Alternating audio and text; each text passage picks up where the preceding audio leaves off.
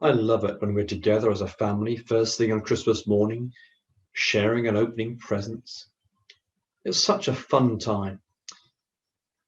And isn't it wonderful when you have just hit the mark and given someone something they really love? I remember one year when my children were young, one of them exclaimed, "This is a wow Christmas." Christmas is a time for giving, for showing our love to those dear to us. But it was at the first Christmas the greatest gift ever was given. One dark evening during the Second World War, a man was walking through the streets of New York with his little boy. The boy wanted to know why some of the houses had stars in the window. His dad explained that it was to show that they had a son serving in the war. And a gold star meant that the son had died fighting for his country. Each time the child saw another star in a window, he would cry out, "Look, Daddy, there's another family who gave a son for his country." Eventually they came to a break in the row of houses, and through the gap a star could be seen shining brightly in the sky. The lad exclaimed, "Oh, Daddy, look at the star in the window of heaven. God must have given his son too." Yes, the first Christmas was when God gave his son for the world. It was indeed a wow Christmas.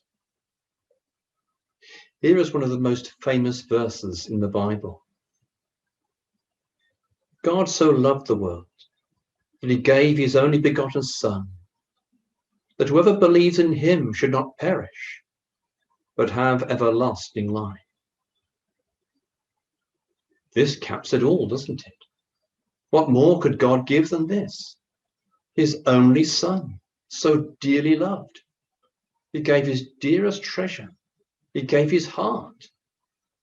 He gave himself. Why would he do that?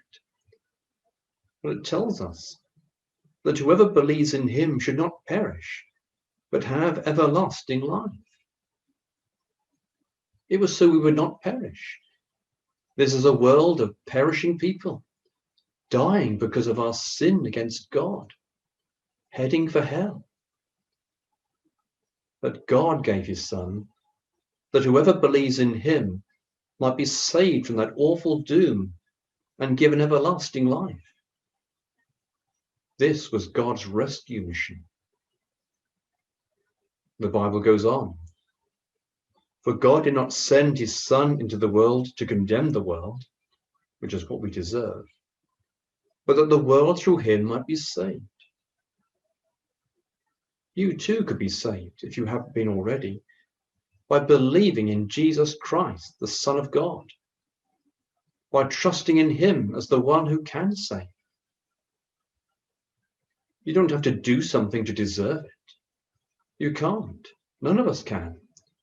All you can do is to trust in him, to receive him as God's gift to you. But it will mean starting a new life with Jesus at the center. The promise is, he who believes in him is not condemned. They shall never perish, but live with him forever. How amazing is that? But we also read, he who does not believe is condemned already, because he has not believed in the only begotten Son of God. Why? Because they have rejected their only hope of salvation. There is no forgiveness, no salvation anywhere else. But also not to believe is to reject the gift of God's Son, and that is to reject God himself. What hope for such a person as that? Christmas tells us of God's incredible gift of love, his amazing mercy to a guilty world, his rescue plan at such a cost to himself. The question is, what is your response to God's gift?